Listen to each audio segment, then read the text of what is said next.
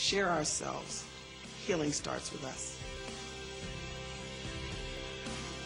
Welcome back to SUTV News. Marcus Cooper joins us for a sports update. What news do you have for us, Marcus? We have some wrap up on football, swimming, and some way to relieve some stress before finals week. Let's get to it. Let's get to it. The Red Raiders came into the 2012 season with confidence after winning their last 4 games of 2011. Ship started off strong, but ended up falling short of its goal. John Brennan has more. Raiders stormed onto the field for the opening game of the year against Shepherd. Shippensburg came up with a late third down stand that forced a Shepherd punt. On the next possession, the Raiders drove down the field and Zach Zuley found Trevor Harmon in the back of the end zone to make the final Shippensburg 38, Shepherd 28. In the second game of the year, Ship's defense came to play against Slippery Rock. Already up 7-0, Jake Metz picked off Jared Buck and took it to the house to put the Raiders up by 2 scores. Ship won 55-35. After rolling through East Stroudsburg 63-21, the Raiders returned home to battle Millersville on Parents' Day. The Raiders wasted no time getting on the board when Zach Zuley connected with Jacob Baskerville on the first play of the game to take the early 7-0 lead. The Raiders cruised to a 61-6 victory.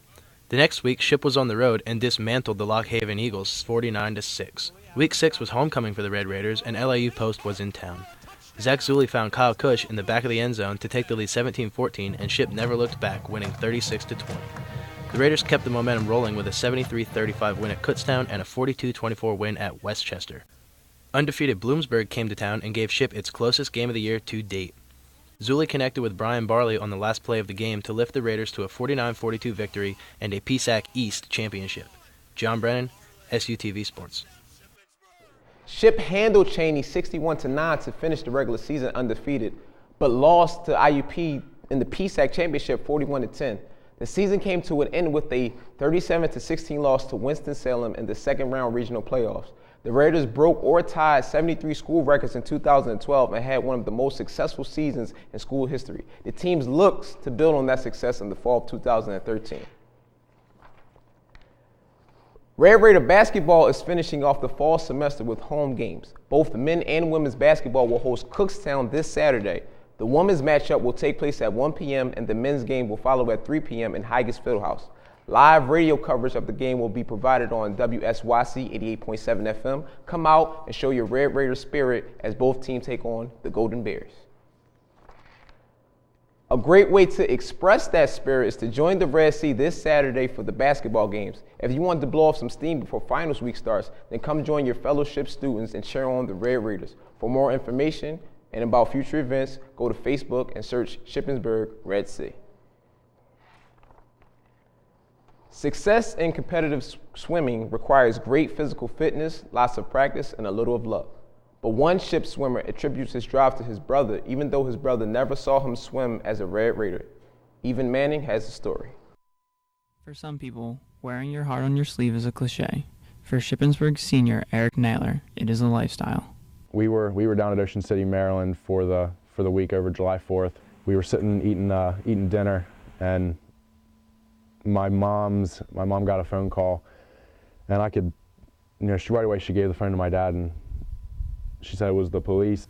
What Eric Naylor was about to find out about his brother Jeremy has forever changed his life. We walked out the parking lot, and he said, my dad said to us, said he's dead. The hardest part for the family was where the accident had occurred. Happened pretty much right in front of my house. He was coming around the corner and he sideswiped a car, and that sent the car over the embankment, flipped at least a few times, and ended up hitting a tree. That's tough. You have to look at that every day. That's kind of like the last thing that my brother saw. So, I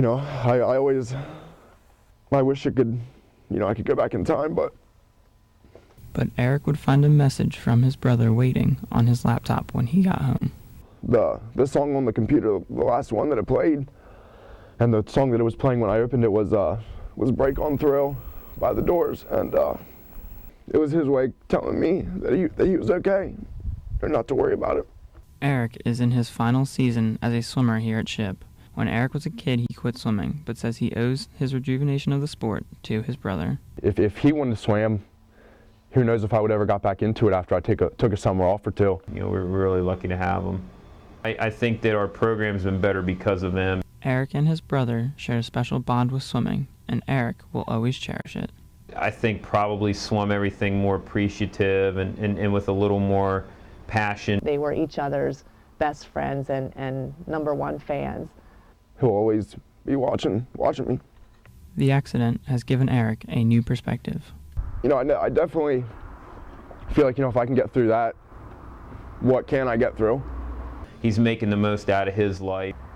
Every day can be something special. So Eric and his family keep Jeremy's memory alive. Every year they celebrate Jeremy's birthday, and they set up candles on the front porch here, and his whole family gathers in the front yard, and we sing happy birthday to him.